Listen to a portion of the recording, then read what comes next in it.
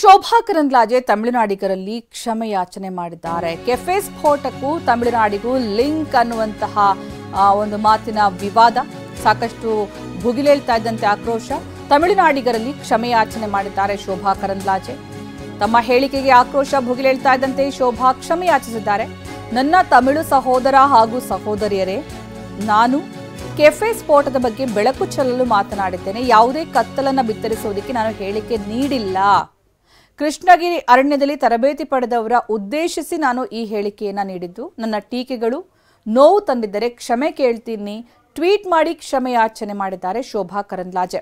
ಕೆಫೆಯಲ್ಲಿ ತಮಿಳುನಾಡಿನ ವ್ಯಕ್ತಿ ಬಂದು ಬಾಂಬ್ ಇಟ್ಟಿದ್ದ ಅಂತ ಬೆಂಗಳೂರಿನ ನಿನ್ನೆ ನಗರಪೇಟೆ ಪ್ರತಿಭಟನೆ ವೇಳೆ ಶೋಭಾ ಕೊಟ್ಟಂತಹ ಹೇಳಿಕೆ ತೀವ್ರ ವಿವಾದಕ್ಕೆ ಕಾರಣವಾಗಿತ್ತು.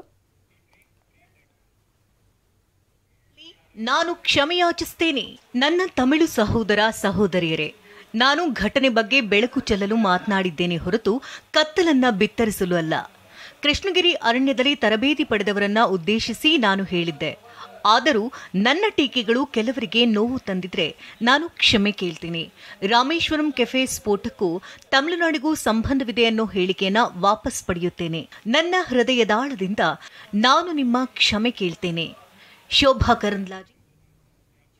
ಹಾಗಿದ್ರೆ ನಿನ್ನೆಯ ನಗರಪೇಟೆ ಪ್ರತಿಭಟನೆಯ ಸಂದರ್ಭ ತಮಿಳುನಾಡಿನ ಬಗ್ಗೆ ಕೇಂದ್ರ ಸಚಿವೆ ಶೋಭಾ ಕರಂದ್ಲಾಜೆ ಏನ್ ಹೇಳಿದ್ರು ನೋಡೋಣ ಬನ್ನಿ. ಕರ್ನಾಟಕದಲ್ಲಿ ಹಿಂದೂ ವಿರೋಧಿ ಸರ್ಕಾರ ಇದೆ.